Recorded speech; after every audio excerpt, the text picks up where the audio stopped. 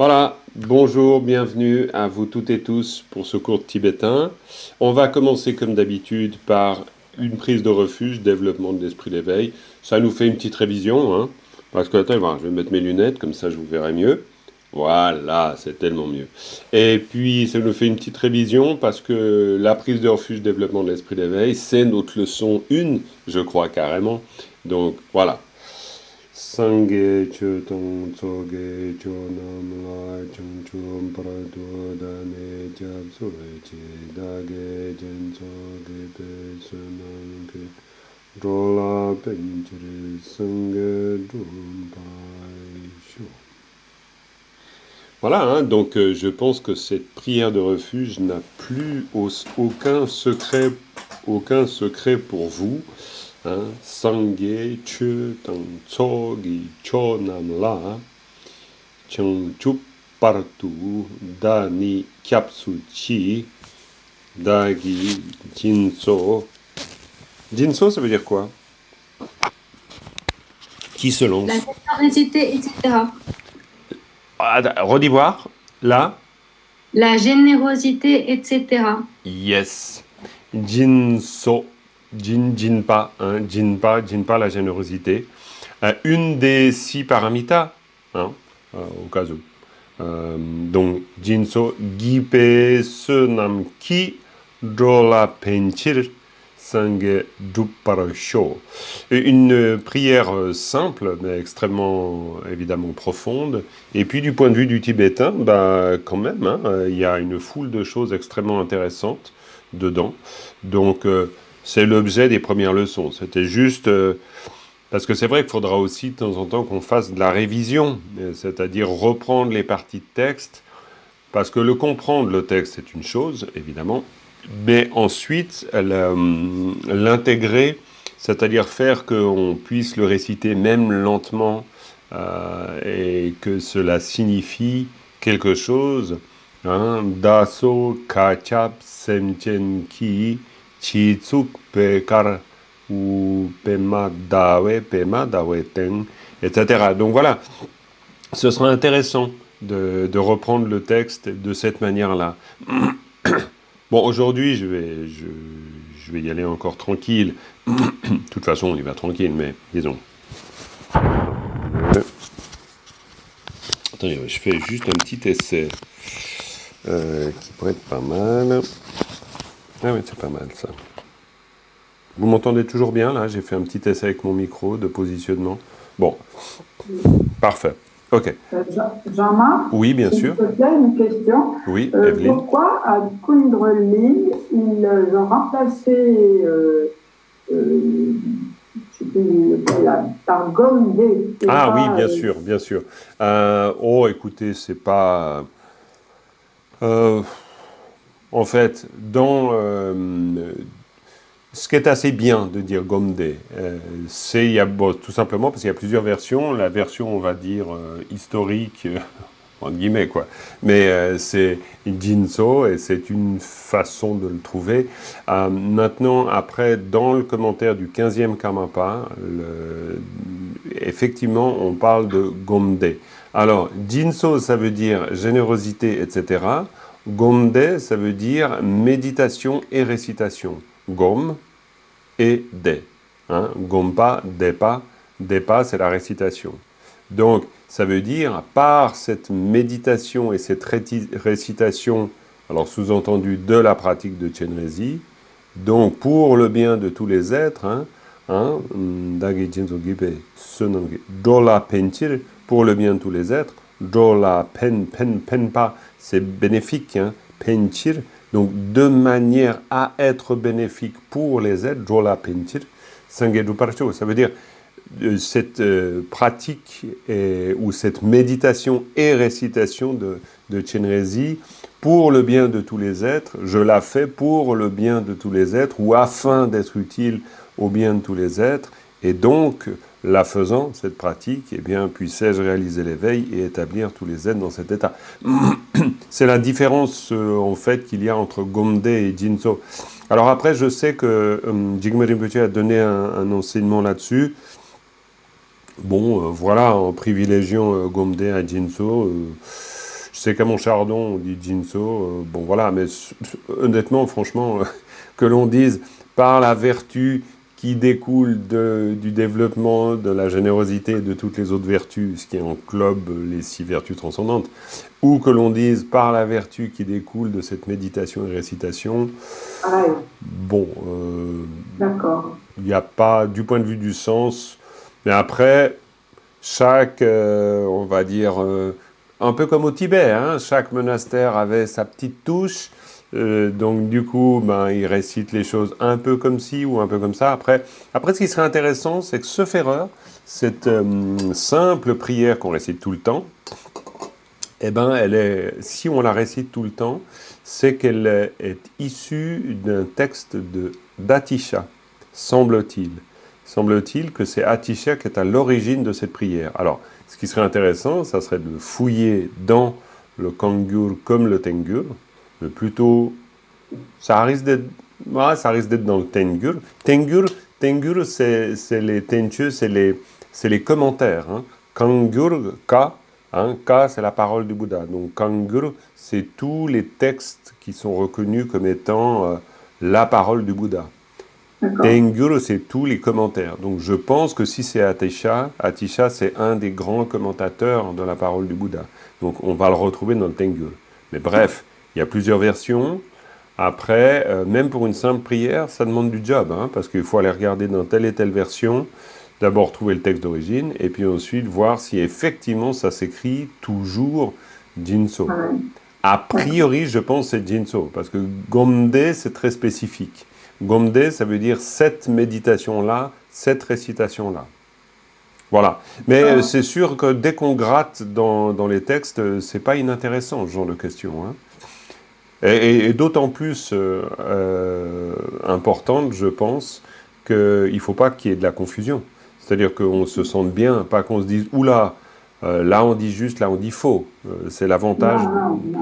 Non, mais c'est vrai que parfois, je ne suis pas du tout en train de supposer que c'est le cas, mais pour dire que la chance qu'on peut avoir en accédant au sens, c'est que le sens finit par nous aider sérieusement aussi dans l'assurance que l'on a hein, à l'égard de notre compréhension. Bref, voilà. Ok. Merci. Mais pas de quoi. Pas de quoi. Oui. Je peux donner juste une précision supplémentaire. Bien sûr, Claudine, allons-y. Par rapport à la question qui vient d'être posée. Oui, bien c'est sûr. dans le cadre d'un enseignement que Jigme Rinpoche donne sur plusieurs années pour les gens qui sont engagés dans ce cursus. Oui. Il se réfère à ce texte de Chenrezig. D'accord. C'est pour ça que depuis, dans les centres qui sont reliés à Jigme Rinpoche plus particulièrement, il y a Gomde qui est mis. Voilà. D'accord, très bien. Non, mais je pense que ça vient de ça. Et quand tu dis ce texte, je suppose que tu fais référence aux commentaires du 15e Karmapa. Oui, c'est ça. Voilà. Okay. L'enseignement de Rinpoche est basé sur ce commentaire. D'accord. Alors, vous savez ce que je vais faire, vu que je l'ai là tout de suite sous les yeux, le commentaire en version e-pub, le jour où ça vous intéresse. Mais bon, pour l'instant, on va y aller tranquille, hein, parce que le commentaire, c'est encore du boulot. Alors,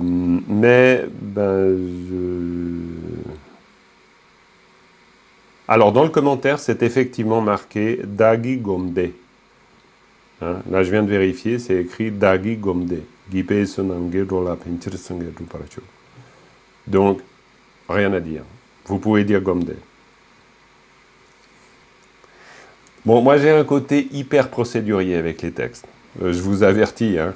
C'est-à-dire que si j'ai pas vu dans le commentaire ou dans le Kangur ou le Tengur que c'est marqué, disons, un bon élève de... Quoi, bon élève, ça, je sais pas si je suis bon élève, mais disons, en élève de la Matanzang, j'aurais toujours une tendance à dire, va voir le texte, le texte d'origine. Mais bon, voilà, bon, bref. Mais ok, bon, ça c'est mon côté un peu coupeur de cheveux en 4, mais c'est pas bien grave. Donc voilà, on peut continuer avec notre prière à 7 branches. Forcément, hein, on va... Ah, mais j'ai fait une erreur, je vous ai mis 1, la prière de l'offrande. Non, c'est 2, la branche de l'offrande. Donc, c'est la deuxième branche, évidemment. Donc, non, erreur de ma part. Bon, bah écoutez, je verrai ça après, hein, c'est pas bien grave. De toute façon, vous aurez compris. Donc, la branche de l'offrande. Comme toujours,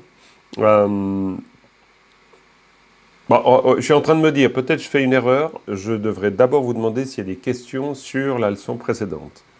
Donc, y en a-t-il? Et s'il y en a, j'essaie d'y répondre, sinon je continue. Ça a l'air d'être OK, semble-t-il. Bon, de toute façon, ça peut venir en cours de route, il n'y a aucun problème. Florence, Oui, bien sûr, Florence. sur le vocabulaire, Oui, temps, droit, ressentir de la foi, admirer clairement. ouais. Je dois dire que je suis un peu... Là, j'ai beaucoup de voix, là. Pour comprendre ça. D'accord. Alors, attends. Je vais me mettre sur la leçon 16, comme ça vous la voyez à l'écran aussi. Oui, oui, c'est 16, oui. OK. Alors, à la fin, ici, là, on a cette partie. Là, je ne suis pas dans la partie analyse. Bon, c'est pas grave, cela dit. Non, moi, Bon, voilà, je suis dans la partie analyse. c'est la quatrième, C'est la quatrième ligne. Oui. ligne. OK. Enfin, Alors, ouais. ouais, tout à fait. Alors, dis-moi pourquoi c'est confus, si tu veux bien. Ben, difficile de dire ce que je comprends pas. Ok, alors tu sais quoi? Alors on va le faire d'une autre manière pour être efficace. Moi, je te redonne une explication, quoi. Je vous redonne. C'est un verbe non volontaire, ça c'est vrai, je le ressens comme un verbe non volontaire. Mais bon, je ne vois pas dans le texte. D'accord, ok. Je reprends ça, puis ça va s'éclairer ou pas, tu me dis. Donc la phrase, qu'une, ça veut dire tout. Donc qu'une, on pourrait dire en totalité, complètement. Là, on parle vraiment d'un... Qu'une, ça veut dire, c'est comme en totalité pour dire tout mon être. Nous, on dirait une dévotion qui me transporte, par exemple. Le transport de l'âme, le transport de l'émotion, le transport... Bon, bref. Pour dire, quand on dit en français transporter, ça veut dire qu'on est totalement pris. Donc ici, d'ailleurs, on dit totalement pris. Et là, on retrouve ça. Donc, qu'une née. Née, c'est aussi une particule, évidemment. On peut prendre qu'une née tout court, quoi, seul comme ça, en disant complètement, entièrement. Mais née, c'est une particule qui permet la construction qu'on appelle circonstant de manière. D'ailleurs, on la retrouvera aujourd'hui aussi, notre fameux circonstant de manière. Ça veut dire en totalité. Si on le comprend, j'espère ne pas faire d'erreur, mais si on le comprend comme cette fameuse particule ablative née dans sa fonction circonstante de manière, et je dis si parce qu'elle a beaucoup de fonctions.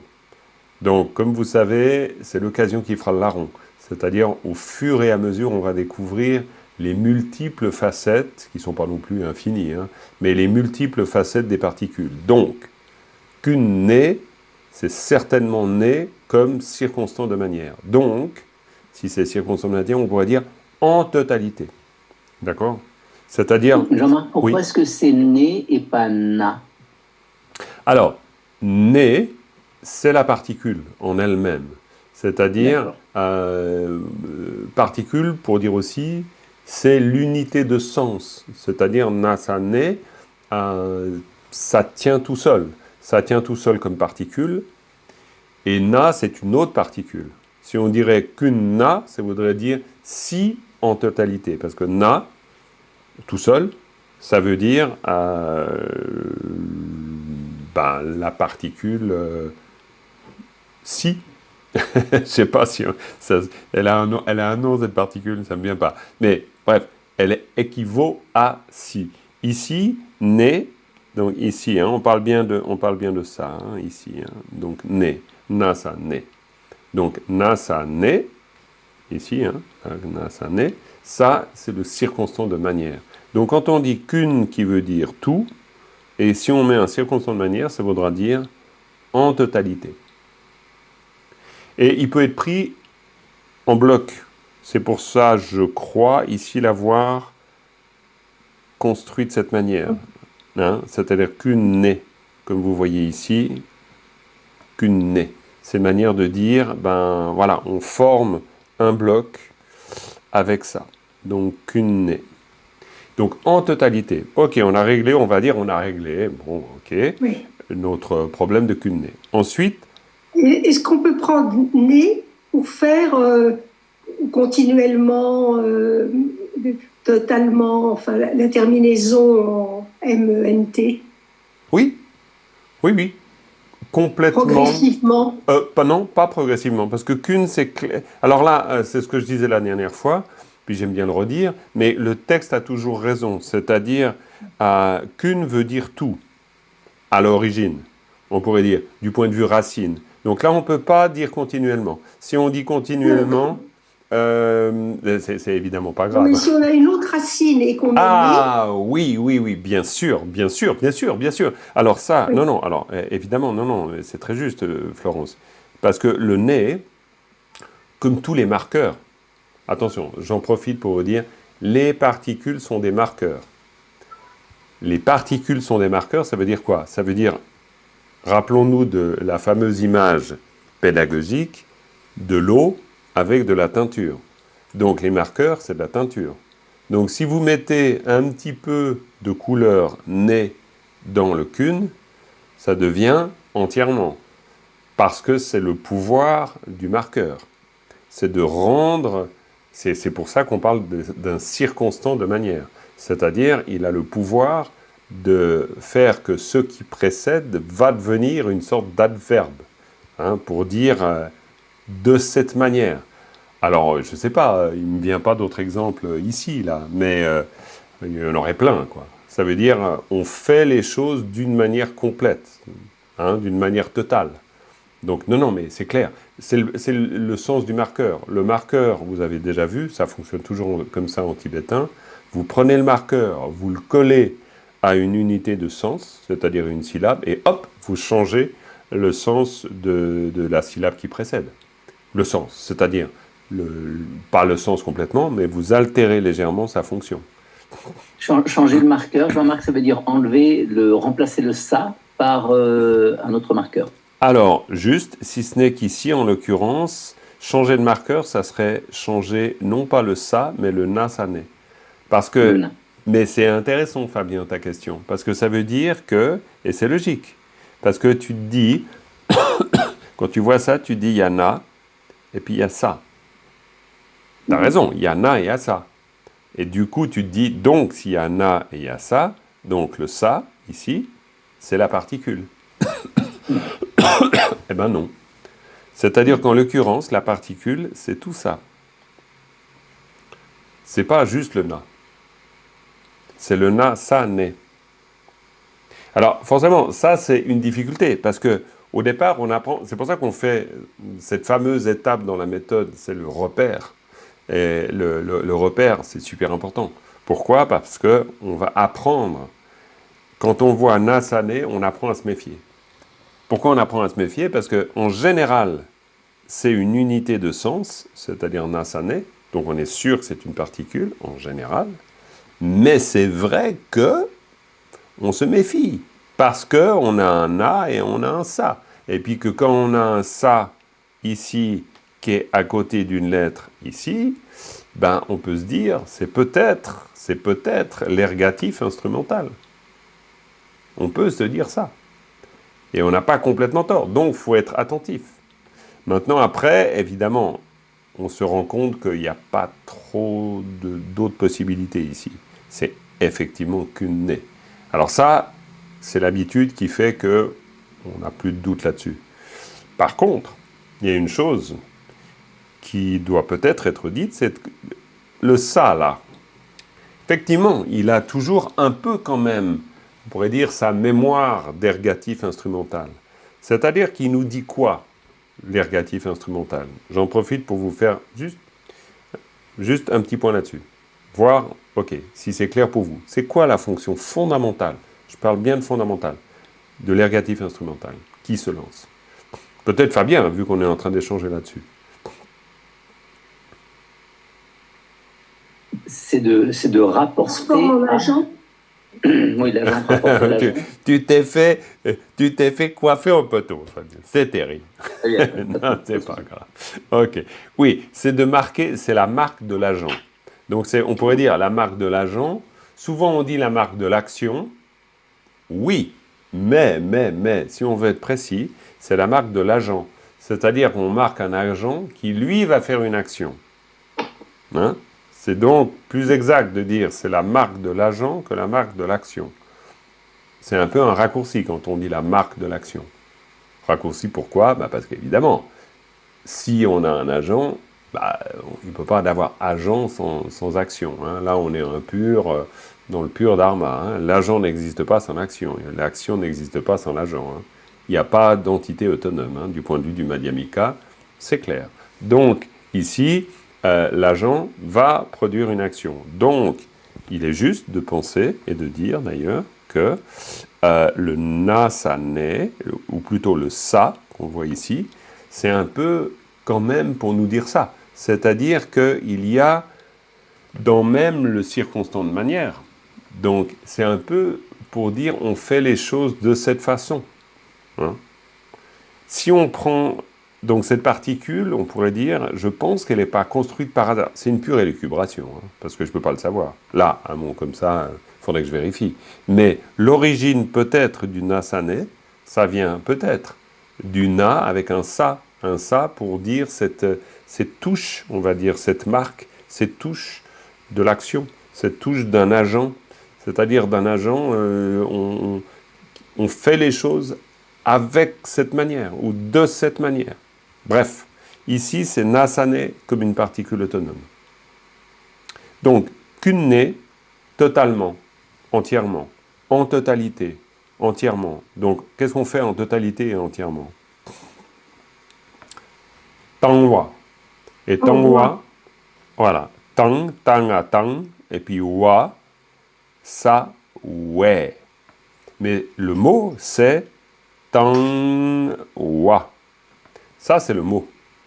Tangwa.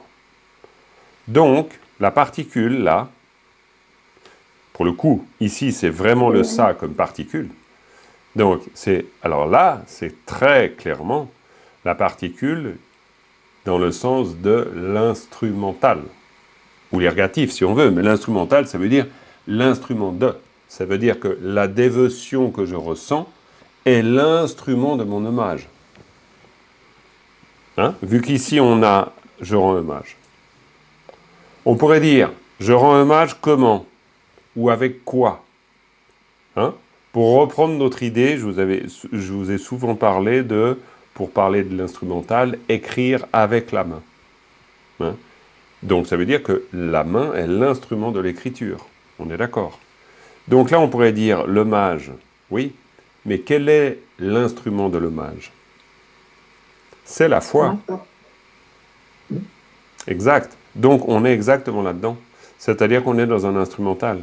Donc, ma foi complète et entière, c'est avec ça que je rends hommage. C'est OK, Sylvie? Je te vois très attentive, là. Tu es en train de te dire, tiens, comment est-ce qu'on pourrait le dire, non? OK. Ah ouais, Merci. non, mais... OK, pas de quoi, Florence. Parce que Sylvie, c'est bien toi, hein, c'est bien cette Sylvie-là qui m'a fait cette proposition d'une traduction pour la première prière. Hein? Oui, OK. Donc, voilà. Donc là, toi, tu as du fil à retordre, là. Parce qu'on a manière de dire que la proposition française des traductions que vous avez, alors, soyons bien clairs, ce n'est qu'une proposition. Hein. On n'est pas au bout, dans le sens où on n'a pas encore trouvé la forme définitive. On peut largement... vous voyez, même quand on rediscute de ça, de cette phrase, puis qu'on voit que hommage avec l'instrument de cet hommage qui est la foi, à partir de là, on peut dire beaucoup de choses. Jean-Marc, c'est toujours, moi je pense que je suis un peu plus lent, je pense qu'il y en a qui sont plus avancés, mais une question assez simple, pourquoi est-ce que Tangwa, alors que c'est bien un pas et un sa, pourquoi complètement. Ta Tout à fait. Ça se transforme en wa? Ouais, complètement. Non, mais alors, Fabien, soyons bien clairs que d'abord, il n'y a pas une seule question stupide. Jamais. Donc, merci pour la question, et puis c'est tout. Et puis, franchement, on bénéficie tous des questions des autres. Donc, pas de souci. Alors, pourquoi Tangwa? Parce que on pourrait dire, on a on a tang. Alors, ok, tang. Tang, c'est un piège, hein, parce qu'on pourrait dire, ah ben tang, ça veut dire et. Donc ça, on tape, on tombe dans le piège. Donc ici, non. Il se trouve que c'est pas tang, la conjonction, mais c'est tang wa.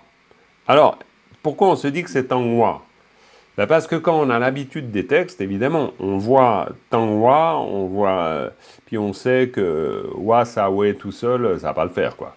Il n'y a pas de sens. Donc, automatiquement, on se dit, donc, si c'est wa sa we, ça veut dire que le wa, ici, là, le wa, il se rapporte forcément à ce qui vient avant. Et s'il se rapporte à ce qui vient avant, ça veut dire que ça, c'est la marque de l'infinitif. Et donc, si c'est la marque de l'infinitif, ça, c'est un verbe. Et c'est effectivement un verbe. Donc, c'est le verbe tangwa. Et pourquoi on dit le wa? Bah parce que quand le pa arrive comme deuxième syllabe du mot, et ça, c'est l'occasion qui fait le larron, encore une fois, plutôt que de vous le dire théoriquement, eh bien, maintenant, vous voyez dans le texte, et vous verrez chaque fois vous pourrez vous dire « Ah oui, c'est à cause de ça ». C'est-à-dire que chaque fois que vous avez un « wa » qui arrive comme syllabe terminale d'un mot, eh bien, c'est « wa », c'est pas « pas ». Et ça, à force, vous allez le voir. Plutôt que de l'apprendre par cœur, c'est bien, vous le savez. Vous le savez, je vous le redis, je vous le redis, je vous le redis. Et puis je vous le redis chaque fois dans le contexte. Le fait de dire les choses dans le contexte, ça vaut toutes les explications. Parce qu'au bout d'un moment, ben voilà, vous repérez. Vous repérez. Donc, le repère c'est tang, vous avez un wa sa we tout seul, ça veut rien dire. Donc wa, c'est certainement la terminaison de tang, donc tang wa. Et wa parce que c'est la deuxième syllabe du mot ou la syllabe terminale du mot. Donc tang wa et donc tang we parce que wa sa we. Et puis pourquoi wa sa we? Ben parce que c'est comme ça. Parce que vous avez des suffixes, qui changent le son A en E, ou en U, O en E. Et puis ça, à force d'apprendre à lire, ben, vous finissez par le savoir. Mais de nouveau, wa sa we, vous inquiétez pas. Faut pas se prendre le chou là-dessus. Ça, c'est l'occasion qui fait le larron. Je veux dire, admettons que vous ne le savez pas tout de suite, c'est pas grave. De toute façon, vous avez la phonétique. Puis petit à petit, vous allez vous dire, ah oui, c'est pour ça qu'on dit tangwe. Et puis voilà, et ça suffit, largement. Voilà. Et puis vous avez au-dessus, vous avez sarata sa, c'est. Ben voilà, ça, c'est. Parce que A reste A. Quoi? Ça, c'est. Non, excusez-moi. Ça, c'est. Vous avez le ça, et puis le ça. Donc, sarata sa, ça, c'est. Parce que le ça devient c'est. Et c'est pour ça que dans le Quizlet, c'est-à-dire les flashcards, eh bien, vous avez chaque fois, je vous appelle l'épellation. Quoi? Je vous énonce l'épellation. Donc ça vous permet, quand vous apprenez le mot, de l'apprendre aussi en épelant. Alors ça, par contre, petite parenthèse, mais c'est très vite vu. Si vous apprenez les mots chaque fois en faisant l'effort de les épeler, vous êtes gagnant à 100%. Ça, c'est sûr et certain. Vous allez perfectionner votre prononciation, vous allez apprendre l'orthographe, par la bande, hein, mine de rien, et puis surtout, vous allez finir par comprendre comment ça se lit. Parce que sinon, si vous apprenez juste ça, c'est comme ça, vous ne savez pas quelle est la logique. Tandis qu'au bout d'un moment, ben ça, rata, ça, ok, ça, c'est. Et puis, vous vous mettez dans le coup. Vous voyez?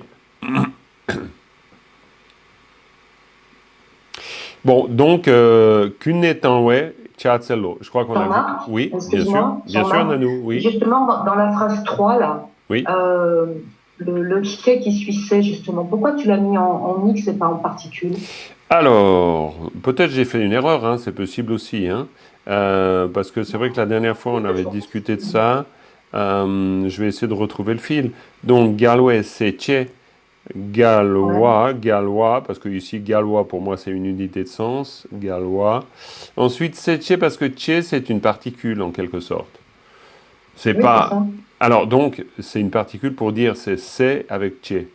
Mais, c'est vrai qu'on avait vu aussi, pour la 3, on pourrait dire... Ouais, on aurait pu. Ouais, ah, mais oui, si, c'est ce que je vous avais dit. J'aurais pu faire un cadre comme ça. Bref. Mais parce que je me suis dit que tché, qui est un mot qui indique la fin d'une énumération, eh bien, pourquoi je vous l'ai mis comme ça? Galwa, c'est tché. Je sais pas exactement pourquoi. Parce que c'est vrai qu'on pourrait aussi le considérer comme une entité seule. Ouais, peut-être ça pose confusion, là, je sais pas. Non, mais moi, ma question, c'est pas ça. C'est juste pourquoi Ah. tu l'as mis en croix et non pas en particules, en P. Ah, ok, C'est oui. juste ça, ma question. Ah, mais d'accord, excuse-moi. Alors, ok, j'ai compris. Maintenant, j'ai compris. Donc, pourquoi? Tout simplement, c'est pour pas vous charger la mule. C'est-à-dire que le considérer comme un mot, pour l'instant, plutôt que comme une particule. Parce que, Merci. parce que c'est pas... Oui, on le voit, évidemment, on le voit. Mais c'est pas non plus si fréquent. Pour l'instant, je pense que pédagogiquement, c'est bien de clairement identifier les particules. Parce que après, si vous creusez le sujet, vous allez voir qu'il y a pas mal de particules. Il y a pas mal de choses qu'on peut considérer ou qui sont considérées par les grammairiens comme des particules. Mais pour nous, c'est bien de, encore une fois, ne pas trop charger la mule et de se dire, il y a vraiment les particules, je les identifie bien, c'est les génitifs, c'est les ergatifs instrumentales, c'est les datifs locatifs, les ablatifs, voilà. Et c'est tout ça, et ça, c'est déjà pas mal. Et puis, après, bon. Mais dans des livres de grammaire, tché est considéré comme, effectivement, aussi une particule. Voilà. Écoutez, à moins qu'il y ait d'autres questions sur cette leçon 16, on peut passer à la leçon 17, comme ça je vous la présente un peu. Ouais? Ok. Alors, on va y aller. Donc, leçon 17. Alors voilà, je vous la présente, la leçon 17. Vous verrez, il n'y a pas grand-chose. En termes de structure, c'est toujours la même chose. Hein. C'est-à-dire que, bon, à part que ici, effectivement, c'est pas la deuxième, mais c'est la première. Quoi, c'est pas la première, mais c'est la deuxième. Très mal écrit, c'est pas possible, ça. Alors, ah oui, parce que c'est ça. Ah non, hop. Alors, hop, la deuxième. Voilà, la deuxième. Donc, la deuxième branche de l'offrande, vous avez le texte, vous avez l'analyse. Et puis après, vous avez le vocabulaire. Peut-être juste une chose, vous voyez dans le vocabulaire, j'ai mis pas mal de notes. C'est-à-dire que pour étoffer un peu... Bon, il y a une vingtaine de mots de vocabulaire de nouveau, hein, mine de rien, donc c'est pas mal. Hein. Donc, c'est même beaucoup. Donc, mais j'ai quand même rajouté des notes. Et des notes qui sont, chaque fois, je mets l'origine et donc la source des notes. Parce qu'il y a des notes très intéressantes de Tony Duff, qui est un dictionnaire de référence, qui s'appelle l'Illuminator. Et donc, je vous ai rajouté ça. Bon, voilà, c'est tout. Mais pour vous dire qu'il y en a des assez longues de notes. Et puis, il y en a même une concernant la SOPA, qui est carrément volumineuse, que j'ai mis à part. Voilà. Mais sinon, donc, ce qui nous intéresse, nous, c'est ça. C'est la structure. Ça, c'est important. Parce que le texte, bon, vous l'avez avant, vous avez le mot à mot, donc ça vous fait un premier point de repère. Et peut-être qu'un jour, on n'a même plus besoin de ça, je ne sais pas. Bon, bref. Ici, première ligne. Alors, je vous fais peut-être une présentation, puis après, on revient dans le détail. Vous êtes d'accord? Donc, on voit comment ça... Comme ça, au moins, vous aurez une vue d'ensemble. Ici, je vous mets un tac, tac, tac. Voilà, ok, vous avez 4 croix. Pourquoi? Parce que métaux, dupe, marme, ti. Donc pour moi, il y a 4 entités.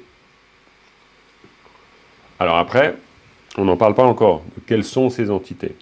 Mais juste pour avoir une vision de la structure. Ensuite ici, tac, tac, et puis ici, un petit bloc. Donc, Chalze, Relmo, La Sopa. Pourquoi? Parce que, justement, là, il y a un gros bloc. J'aurais pu, ce bloc-là, le X, ce bloc, parce que quand je mets un cadre autour, c'est pour dire un bloc, évidemment, j'aurais pu dire La Sopa. C'est possible. Mais je l'ai pris comme un bloc en soi, Parce que dans pas mal de dictionnaires, dont Tony Duff d'ailleurs, on prend le bloc en soi. C'est la sopa. C'est aussi un peu pour faire que... Ben voilà. On sait bien que la difficulté du tibétain, c'est que vous avez des syllabes les unes à côté des autres. Et que le gros problème qu'on a toujours, c'est de se demander où ça commence, où ça se termine. Chaque fois. Donc ça, c'est super dur. Donc, si on prend l'habitude de voir la sopa comme un bloc en soi, donc au bout d'un moment, on évite le problème de se dire « Oula, mais là, là c'est une particule pour ça ». C'est ça le piège. Vous voyez ici, dans cette phrase, c'est terrible. Parce que ici, vous pourrez très bien vous dire, il y a tout ça, il y a une particule, puis après, il y a ça. Puis effectivement, quand vous voyez le truc comme ça, il n'y a pas de raison que ça ne soit pas le cas. Mais en fait, si vous apprenez à repérer la sopa comme un bloc, ben, ça vous aide. Parce qu'au moins, vous ne perdez pas de temps à vous dire « Oula, mais alors cette particule-là, comment elle fonctionne avec le reste là ?» Et là, vous perdez une demi-heure à essayer de donner une cohérence à ce que vous voyez et vous ne la trouvez pas, la cohérence. Alors que si vous voyez la sopa comme un bloc en soi, c'est réglé. Bon, après, vous allez voir, la sopa, la note, elle fait comme ça. Hein. Comme ça. Elle est longue, la note, parce qu'il y a beaucoup de choses à dire sur la sopa. Mais le sens est très simple, c'est etc. En gros. Et bon, voilà. Ok. Donc, troisième, je continue avec la présentation générale. Après, on peut y aller dans le détail. Ensuite, troisième phrase. Donc, on a notre phrase ici. Donc là, vous voyez, un peu plus complexe. C'est-à-dire, tac, tac, puis après, un bloc, et encore un mot ou une unité de sens, hein, parce que les X, c'est des pièges aussi, quoi, des pièges. C'est pas fait pour vous faire vous. C'est pas prévu pour que vous vous trompiez. C'est prévu pour faire qu'on se pose la question. C'est-à-dire pourquoi la de. Ok. Eh ben là, il faudra voir là, dans cette phrase. Hein? Ngejor. Alors, c'est ngejor ou c'est nge? Ben là, je pense que c'est mieux de dire ngejor. Maintenant. Après, yiki tulne pul. Yiki tulne pul. On verra pourquoi. Mais évidemment, là, ça nécessite la lettre P comme particule. Parce que yiki tulne pul. Ou bulle. En l'occurrence. Pas pul, mais bulle. Le verbe, c'est pulwa. C'est pour ça que je dis pul. Mais bon. Ensuite, la quatrième phrase, très simple. Quoi, très simple? Disons, tac, tac, tac. Donc, ça veut dire que vous avez trois entités. Donc, de nouveau, hein, là, il y a quelque chose avec une particule, par là. Voilà. Je gribouille. Et puis, là, une deuxième unité de sens. Et ensuite, là, un troisième bloc. Tac, tac, tac. Chez sous-sol. Voilà. Ça, c'est la répartition qu'on peut faire. Maintenant, on peut essayer de voir précisément. Alors, la troisième étape, c'est la compréhension du vocabulaire. Quand je dis troisième étape, on peut aussi aller dans tous les sens qu'on veut. Hein. Si vous avez envie, vous apprenez d'abord le vocabulaire, puis après, à l'aide du vocabulaire, vous regardez. Ça, vous faites comme vous avez envie. Je pense que c'est intéressant d'abord repérer la structure avant de sauter sur le vocabulaire. Pourquoi? Parce que quand vous voyez ça, comme exercice, pour vous, c'est de vous dire, mais pourquoi il a fait ça? Pourquoi il en a mis 4 à la suite? Donc, moi, ce que j'espère, c'est que quand vous voyez ça, vous refassiez le chemin qui me fait arriver là. Alors maintenant, bien sûr que le risque que je prends, c'est de m'être trompé. Mais on en discute. C'est pas grave. C'est pas trop grave si je me trompe. Mais le but, c'est que vous fassiez le chemin. Alors pourquoi je vous dis ça? Par rapport à cette phrase. Où est-ce que vous voyez la cohérence entre la phrase et la structure que je vous propose? Qui veut se lancer? Il n'y a pas de il n'y a pas de négatif, je vois pas de génitif. Déjà, très bon point. Très bon point. Ça, c'est vraiment... Alors ça, c'est parfait, Fabien. Ça, c'est l'étape de base, de base, de base. C'est-à-dire, vous voyez la phrase, avant même de la comprendre, vous faites votre travail de repère, vous voyez qu'il n'y a pas de particules. Ok, c'est un bon point. Et donc, s'il n'y a pas de particules, qu'est-ce qui peut se passer? Ben, ce qui peut se passer, c'est qu'on a affaire à une énumération. C'est-à-dire où on met à la suite un mot, un mot, un mot, un mot, un mot. Il pourrait y en avoir 200 de mots. Hein. Ça serait pareil. Donc, on est là dans une énumération. Clairement. Là, de nouveau, l'habitude va faire que quand vous ne voyez pas de particules, alors ça ne veut pas forcément dire que c'est une énumération, mais il peut y avoir des chances. Hein. Parce que dès que vous avez un verbe, vous allez avoir quelque chose qui... un agent, une action, un lieu d'incidence très vite. Hein, la manière d'être, on pourrait dire, du point de vue grammatical, à l'absolutif, eh bien, c'est que forcément, c'est des mots qui se tiennent l'un à côté de l'autre, sans avoir forcément de lien entre eux. Parce qu'encore une fois, les particules, c'est quoi? C'est des éléments de lien, tout le temps, ou des éléments de sens. Donc, voilà, les particules, c'est le nougat qui fait tenir les cacahuètes. Hein.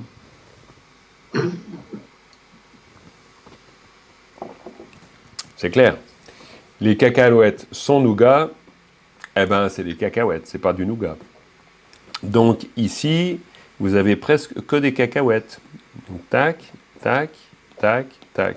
Et pourquoi je les ai mis comme ça, là? C'est-à-dire, qui veut la lire, cette première phrase, ici?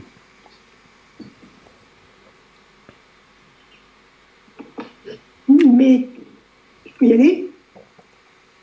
Mettons, d'où peut marmétrie. Parfait. D'où le 1, 2, 3, 4.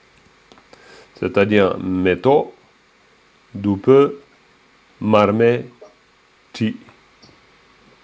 Complètement. Alors après, comme toujours, vous avez la résolution de l'énigme dans le vocabulaire. C'est-à-dire pourquoi ou qu'est-ce que ça signifie. Mais déjà, là, ça vous permet de vous dire, ok, donc métaux, c'est un mot. D'où peut, un autre. Marmé, un troisième. Ti, un quatrième. C'est pas métaux d'où, peut mar, mais ti. Bon, le tibétain vous aide énormément parce qu'en général, ça va par deux. Donc très souvent les mots, pas toujours, mais très souvent, la rythmique, c'est sur deux. Hein? Meto, dupe, marme, ti. En plus, ça colle parfaitement, vu qu'on est dans un nombre impair. On a besoin d'un nombre impair. 1, 2, 3, 4, 5, 6, 7, pour faire les rimes. Pas les rimes, le rythme. Meto, dupe, marme, ti. Chazer, mola, sopa. Mejur, yigi, trune, bulle. Pape, tsogi, sous sol. C'est toujours construit comme ça. Ou alors en 9, souvent. Alors, métaux, vous retrouverez dans le vocabulaire, ça veut dire fleur. Doupe, l'encens. Marmé, les lampes à beurre ou la lumière. Ti, les odeurs. D'accord? Donc, on est dans notre énumération.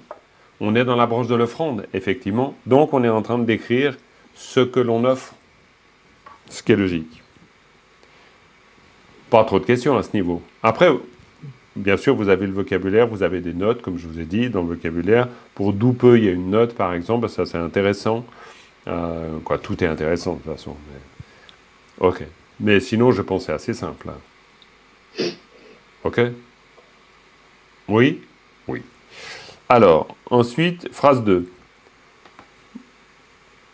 Chalze. Alors, là, ici, tac, tac, tac. Donc, pareil, hein. Donc là, 2 unités. Donc, a priori, Chalze, je le mot, et puis la sopa. Comme je vous ai dit, la sopa, pour faire simple, ça veut dire etc. La note est assez conséquente parce qu'il y a beaucoup de choses qui peuvent être dites sur la sopa, mais le premier niveau du millefeuille, c'est etc. Et ça va très bien. Vous vous en sortez largement avec ce niveau d'explication. Il n'y a pas besoin de beaucoup d'autres choses. Mais par curiosité, voilà. Et là, on est, Chalze, Rolmo, on est à la suite de l'énumération. C'est-à-dire, de nouveau, il n'y a pas de particules au milieu. Et là, il n'y a toujours pas de particules. Donc, Chalze, nourriture, Rolmo, musique, etc. Donc, ça veut dire qu'on commence notre branche de l'offrande en faisant une énumération. C'est la liste des courses et on dit ce que l'on offre. Donc, c'est la liste des cadeaux, quoi. C'est Noël. Donc, on dit, voilà, il y a ça, il y a ça, il y a ça, il y a ça, il y a ça.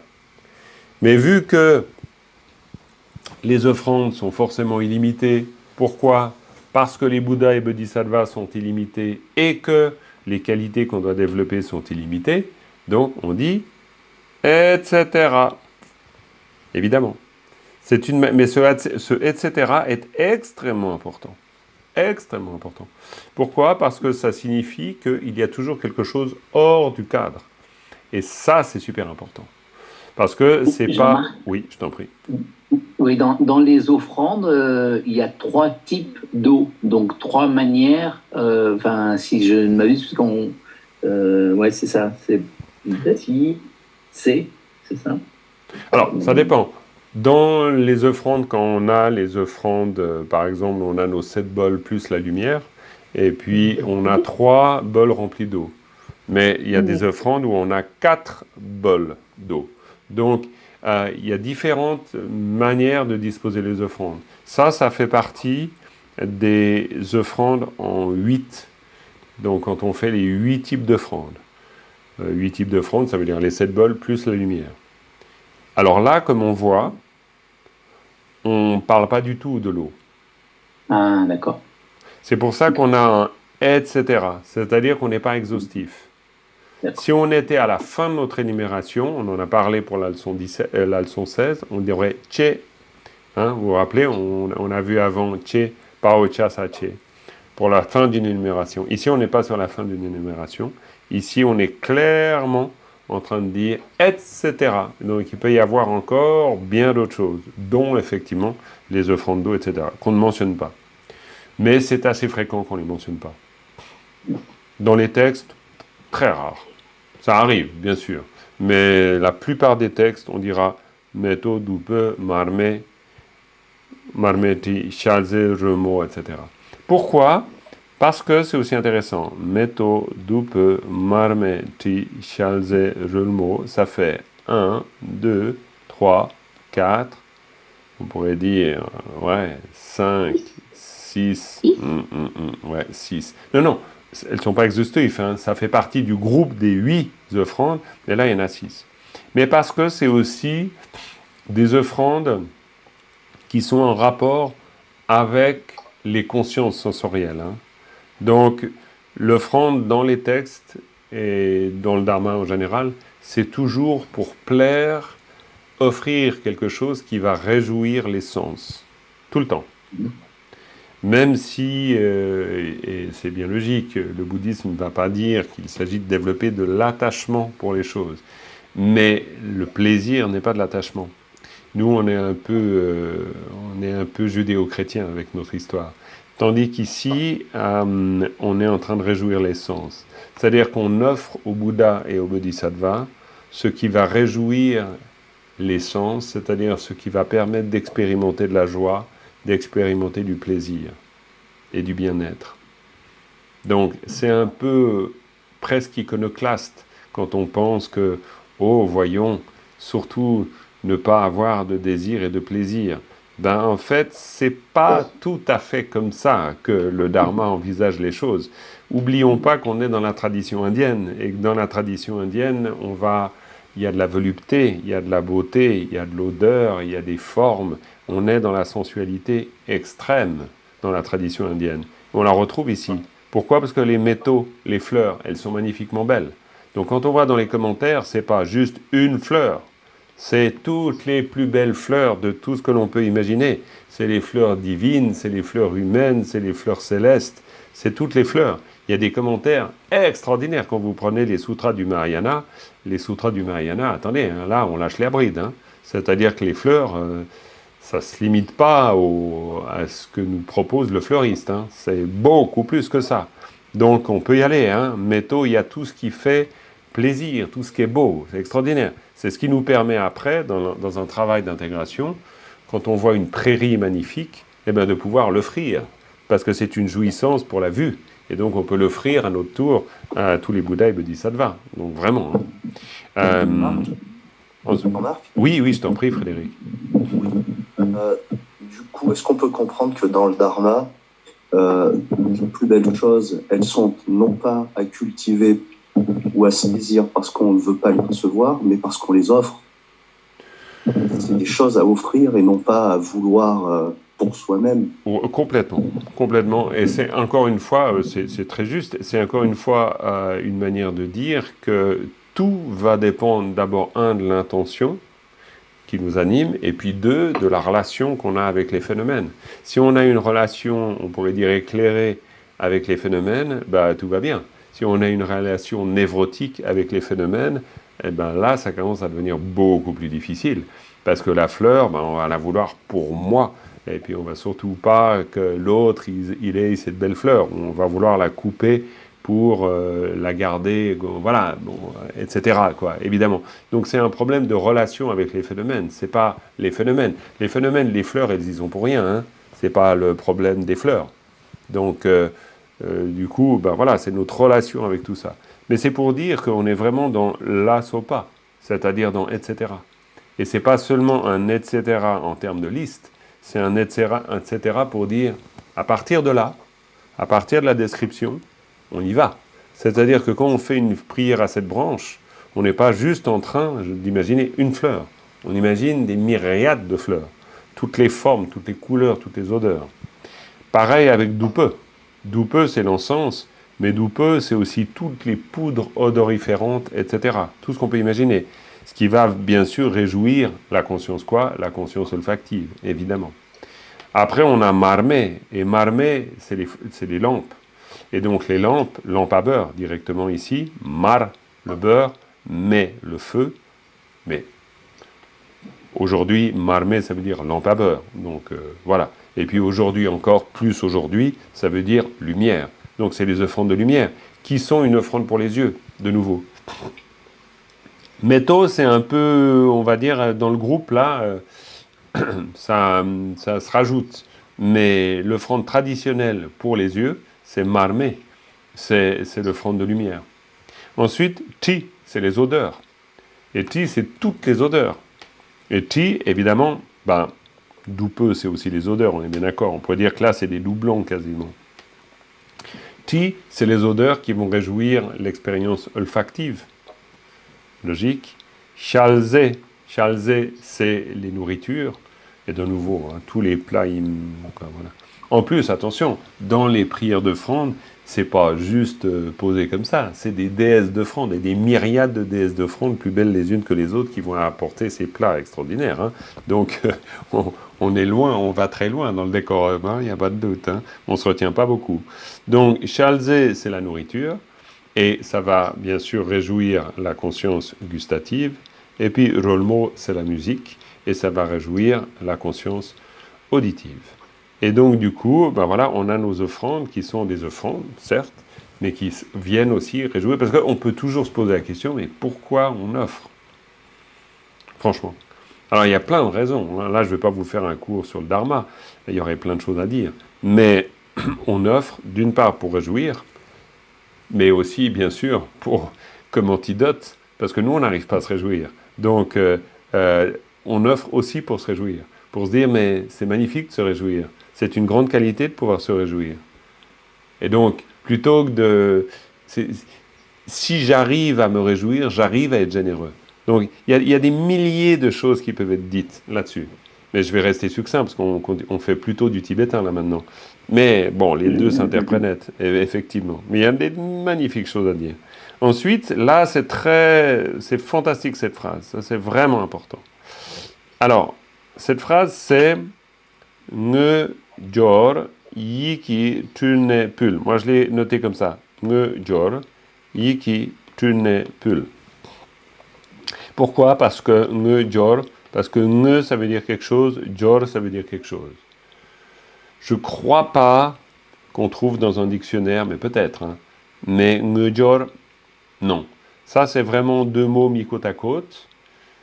Et le premier veut dire ne dans le sens de véritable, dans le sens de manifeste, tangible, hein, à la différence de ce qui est caché, qui n'est pas visible, qui n'est pas vu, etc., qui n'est pas tangible.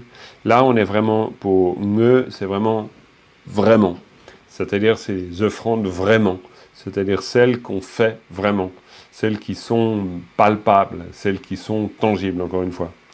Jor, c'est les possessions, c'est les richesses. Jorwa.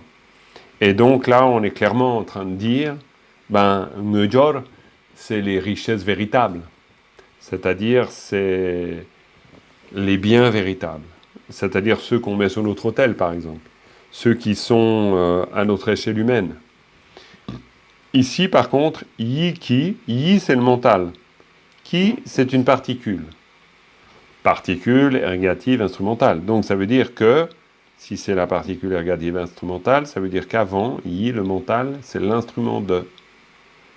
Et donc, c'est l'instrument de quoi? De ça, ici, du verbe qui suit, comme toujours. Tul, ça veut dire quelque chose qu'on produit, qu'on fait se manifester. C'est une émanation. Hein? Tulku, c'est une émanation. Tulpa, ça veut dire produire ou manifester. C'est un verbe, le verbe manifester. Donc ça veut dire, là, on a de nouveau la particule dont on parlait en début, c'est-à-dire notre circonstant de manière. C'est-à-dire, tulne, bulle. Bulle, ça veut dire offrir. Donc c'est offrir en produisant par l'esprit et véritablement.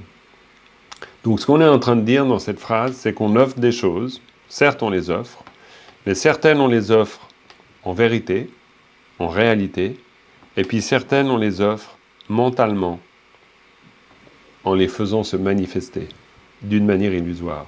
Donc c'est une manière de dire que l'on offre à la fois des choses tangibles et intangibles, des choses concrètes et non concrètes. Jean-Marc, excuse une question. Oui, bien sûr, Cathy. Le « et », du coup, on n'a même pas besoin de le faire apparaître, en fait. Non, on n'a pas besoin de le faire apparaître, tu as tout à fait raison. On serait dans un système de prose, on le ferait apparaître. Mais là, on est dans une forme versifiée, donc ce qui va compter, c'est qu'on ait 7 syllabes. Et si on n'a pas nos 7 syllabes, on s'arrange, on vire des choses. Donc, c'est vrai qu'après, pour la compréhension, des fois, c'est pas simple, parce que t'as qu'on se dit, oups, il manque quelque chose. Il manque rien. Parce que, évidemment, après, on peut faire les raccourcis dans notre tête. Mais voilà, là, c'est une phrase super importante. Parce que ça nous dit très clairement qu'on peut offrir des choses tangiblement, pourrait-on dire, et puis imaginairement, ce qui est très moche, mais qui veut dire on les produit par le mental. Ce qui est très intéressant de savoir, c'est que dans les commentaires, les offrandes mentales sont plus importantes que les offrandes physiques. Beaucoup plus importantes. Et pour une raison très simple. Parce que l'offrande physique, vous allez toujours trouver une limite. C'est la limite de l'argent que vous avez pour acheter l'offrande, c'est la limite de ce que votre esprit envisage comme offrande, etc. Dans l'imaginaire, vous n'avez aucune limite. Donc dans l'imaginaire, vous vous lâchez totalement. Et c'est très bien, parce qu'on a besoin de se lâcher totalement dans l'imaginaire pour faire une offrande. On ne peut pas être généreux avec des limites. Parce que généreux, ça veut dire « Ah non, mais là, quand même, je t'en ai déjà assez offert. » Mais en imaginaire, mais non, il n'y a pas de problème. Hein. Tu en veux combien de chevaux? T'en veux 40 ou 400? À 400, ça te fait plaisir. Alors, va pour 400.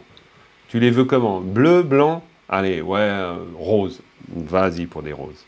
Et puis, il n'y a pas de limite. Et le côté sans limite fait que dans tous les commentaires, on va privilégier les offrandes mentales.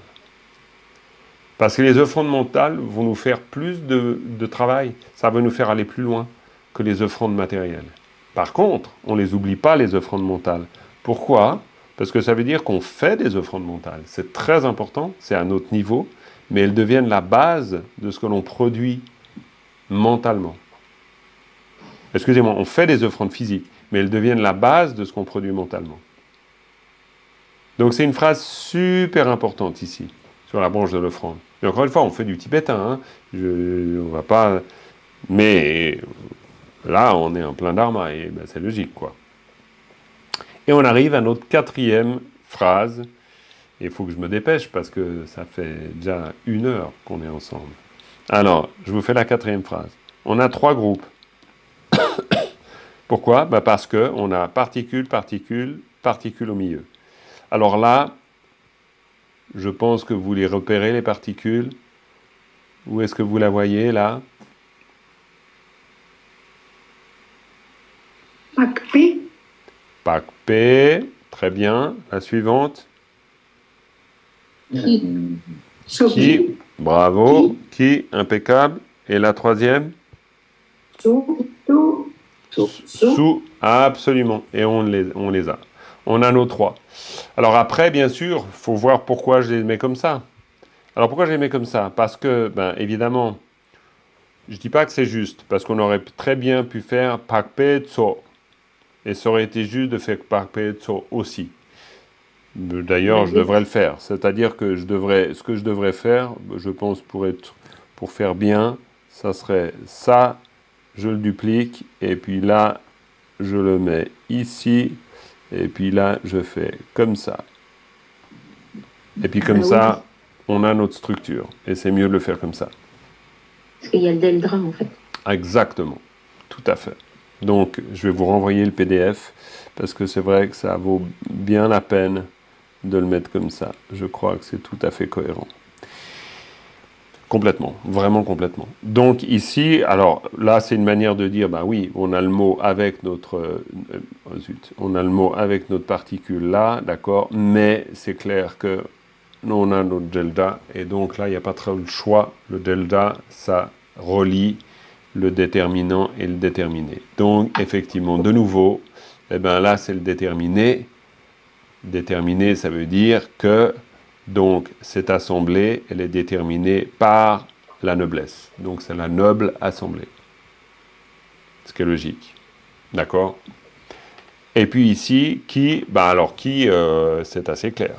C'est-à-dire que qui, ben, c'est l'agent, forcément. C'est-à-dire que ici, c'est la noble assemblée qui, voilà, alors elle fait quoi ? Eh bien, elle fait, alors c'est pas elle qui offre, hein, c'est nous qui offrons. Non. Mais qu'est-ce qu'elle fait, elle ? Eh bien, chez sous-sol, elle accepte. Elle accepte. Parce que chez, ça veut dire recevoir, accepter. C'est un mot polysémique, largement. Parce que chez, c'est aussi une façon honorifique. Vous allez voir, la note pour chez, j'en parle pas maintenant, c'est complètement inutile. Mais la note, elle est assez conséquente parce que vous pouvez utiliser le mot chez, qui est une façon de dire à l'honorifique, ou aussi accepter, recevoir, mais dans plein de cas de figure.